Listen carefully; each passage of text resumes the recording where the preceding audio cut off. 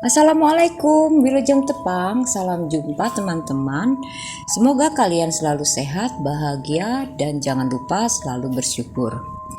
Kali ini tim mendapat cerita dari seorang teman kantor yang namanya sudah disamarkan menjadi Benny.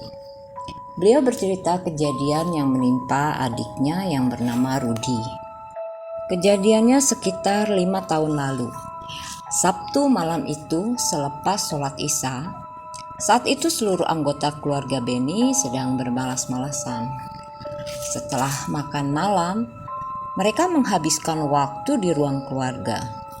Mereka berencana akan bermotor ke lereng Gunung Salak keesokan paginya. Tidak ada hal yang aneh atau firasat apapun yang mereka alami sebelumnya.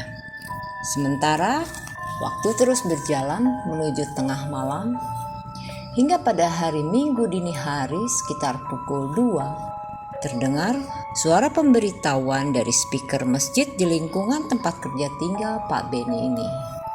Terdengar berita duka. Innalillahi wa inna ilaihi roji'un. Telah berpulang ke rahmatullah Bapak Rudy bin Bapak X pada hari ini pukul 12:30 malam di Bekasi. Pak Benny kaget dengan apa yang didengarkannya. Rudy yang diberitakan adalah adik kandungnya. Ia tinggal di Bekasi bersama istri keduanya setelah menceraikan istri pertamanya. Dari istri pertamanya, Rika, Rudy dikaruniai seorang anak lelaki dan perempuan. Ia sempat menduda 5 tahun sebelum akhirnya menikah dengan Devi dan mempunyai seorang anak laki-laki berumur 1 tahun. Pak Benny pun langsung mencari HP dan ternyata lebih dari 10 panggilan tak terjawab yang berasal dari Devi, adik iparnya.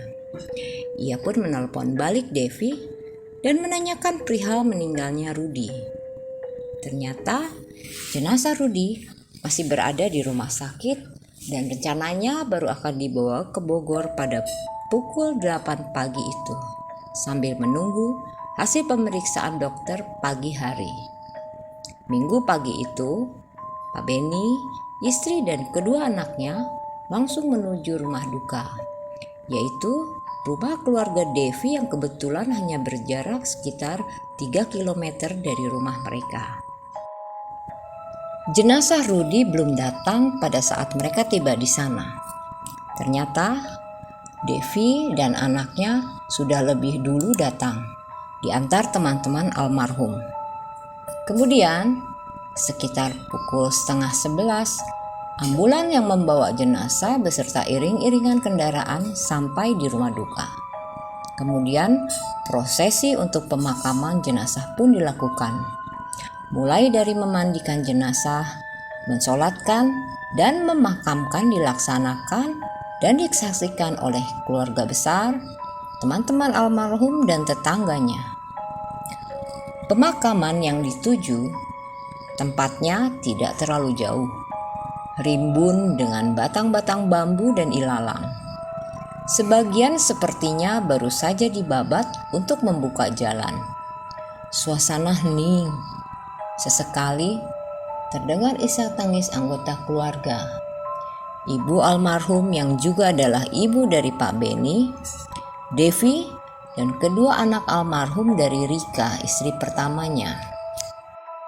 Sementara Rika hanya tertunduk sedih menatap kedua anaknya yang baru saja kehilangan ayah mereka.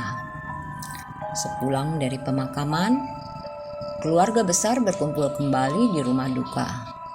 Saat itulah Devi menceritakan kronologi kejadian sebelum suaminya meninggal. Awalnya, malam itu Rudy merasa tidak enak badan lalu minta dikerok istrinya.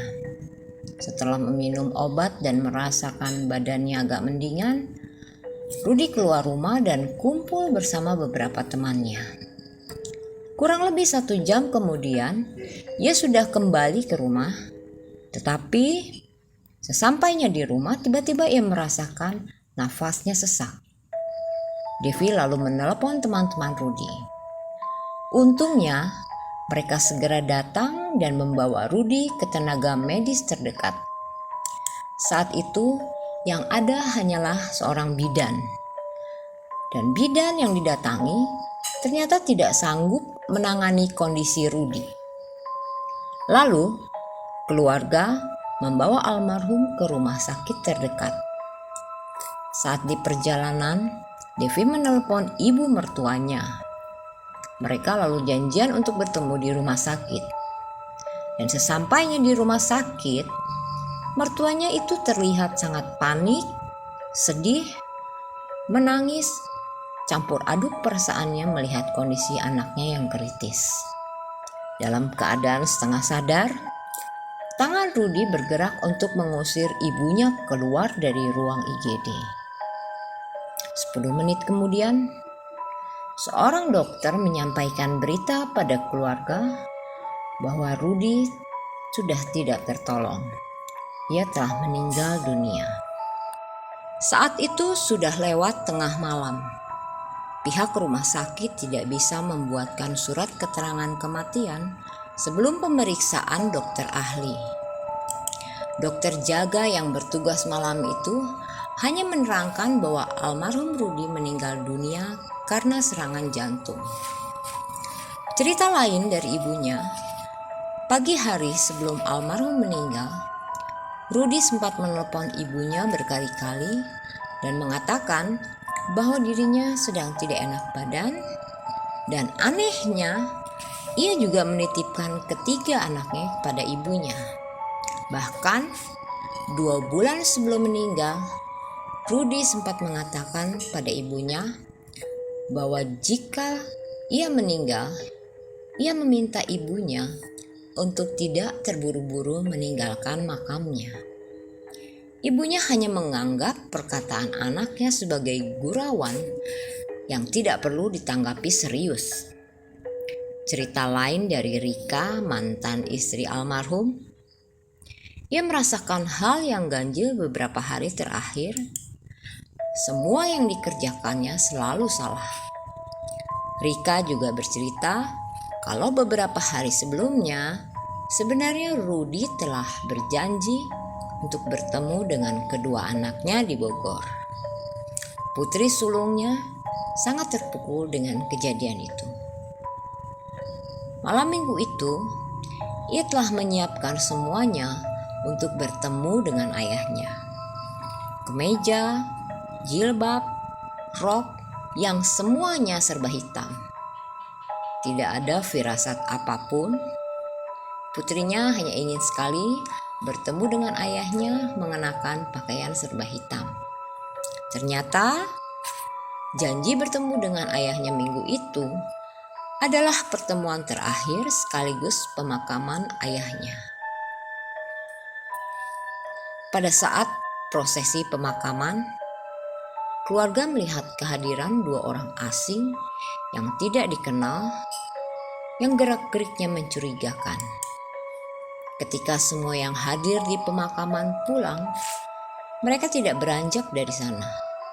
Mereka tetap berada di makam sampai beberapa jam kemudian.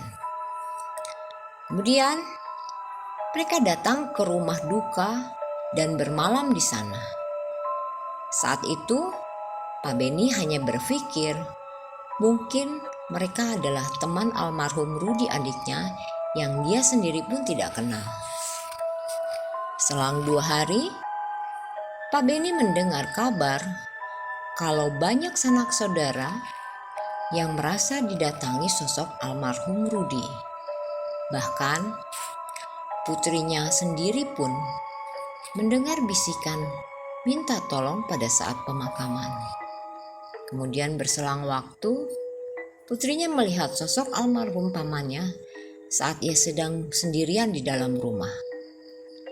Dan menurut Pak Beni, semua anaknya memiliki kemampuan untuk melihat dan mendengarkan hal-hal yang tidak kasat mata.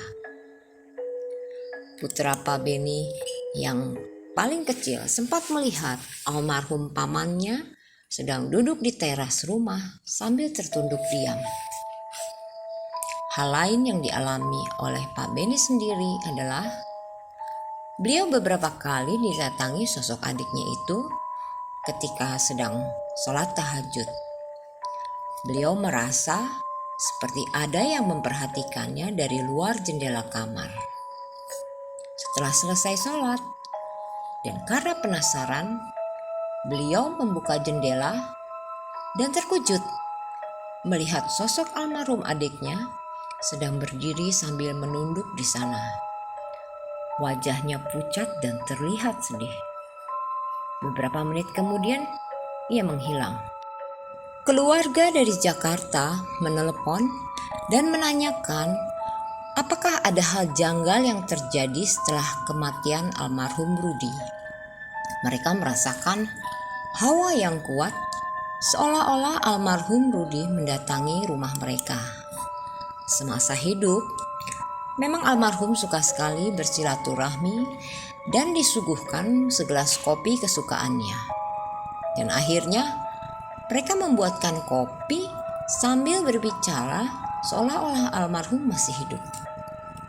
Sesudah dibuatkan kopi, kamu pulang dengan tenang ya. Nah, kemudian gelas kopi itu diletakkan di atas meja. Dan benar saja, tidak berselang lama, hawa mencekam itu kemudian hilang.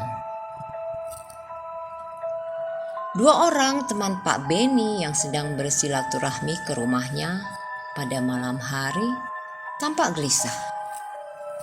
Saat itu, mereka sedang berbincang di ruang tamu.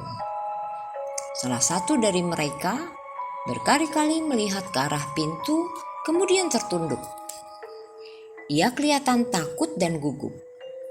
Sampai akhirnya, Pak Beni menanyakan apa yang sedang dilihatnya. Ternyata, ia melihat sesuatu di depan pintu. Ia menjelaskan bahwa sejak tadi ia melihat sosok laki-laki hitam, tinggi, besar, sedang berdiri tertunduk di depan pintu. Ia kelihatan sedih dan ingin menyampaikan pesan. Setelah tamunya pulang, menjelang tengah malam, Pak Beni menunaikan kewajiban sholat dan lagi-lagi sosok almarhum adiknya menemuinya. Beliau meminta agar sosok tersebut untuk pulang dengan tenang. Pak Beni berjanji akan mendatangi makamnya untuk mendoakan almarhum. Setelah dibicarakan seperti itu, sosok adiknya itu kemudian pergi sambil bersiul. Suara siulannya sama persis seperti saat almarhum masih hidup. Beberapa hari setelah percakapan malam itu, Pak Beni lalu berziarah dan berdoa untuk almarhum Rudi di makamnya. Ia meminta adiknya untuk ikhlas meninggalkan keluarganya dan segala urusan duniawi. Pak Beni sudah memenuhi janjinya. Dan memang benar, di rumahnya tidak ada lagi penampakan sosok almarhum Rudi adiknya.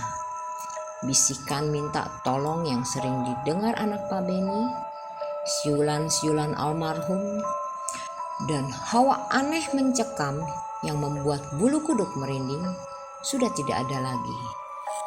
Dan ternyata bukan hanya keluarganya yang merasakan hal itu, teman-teman almarhum Rudi pernah juga didatangi. Devi pun sempat memberitahu Pak Beni kalau ia sering merasa suaminya seolah-olah selalu mengikutinya dan hampir setiap malam ia bermimpi bertemu suaminya.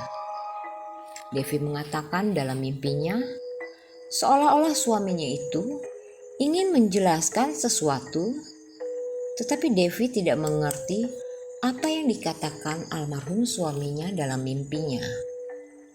Dan setelah Pak Beni menepati janjinya kepada Rudi, akhirnya semua mulai merasa tenang dan tidak diganggu lagi. Beberapa minggu setelah pemakaman, baru terungkap bahwa bisikan minta tolong di telinga putri Pak Beni dan mimpi-mimpi istri almarhum ternyata adalah bahasa isyarat. Jika almarhum Rudi masih memiliki urusan duniawi yang belum diselesaikan, dan urusannya itu berhubungan dengan uang sebesar 5 miliar yang dilakukan almarhum melalui prosesi gaib yang tidak masuk akal. Dan ternyata 2 orang asing yang datang ketika pemakaman Rudi adalah orang-orang yang terkait dengan urusan tersebut. Mereka menaruh banyak harapan kepada Rudi. Devi, istri almarhum saja tidak tahu menahu mengenai hal itu, apalagi keluarga besarnya. Permasalahan ini pun dibantu penyelesaiannya oleh Pak Rudi secara kekeluargaan dengan pihak-pihak terkait, disertai adanya bukti-bukti otentik hingga ditemukan solusi bersama. Akhirnya, keluarga mereka sekarang sudah bisa hidup normal dan tenang. Sosok Rudi pun tidak pernah datang lagi. Teman-teman, kajian spiritual yang bisa kita dapat dari kisah di atas adalah firasat sebelum meninggal. Kadang beberapa orang menganggap itu adalah hal yang biasa, dan penampakan almarhum setelah meninggal ternyata ada urusan dengan hal yang belum diselesaikan. Dan di sini diingatkan pentingnya doa. Terima kasih untuk teman-teman yang sudah menyimak video ini. Bantu kami untuk terus berkembang. Jangan lupa subscribe, like, dan komen. Aktifkan juga tombol loncengnya untuk mendapatkan notifikasi video kami selanjutnya. Salam hangat dari Kota Hujan. Assalamualaikum warahmatullahi wabarakatuh.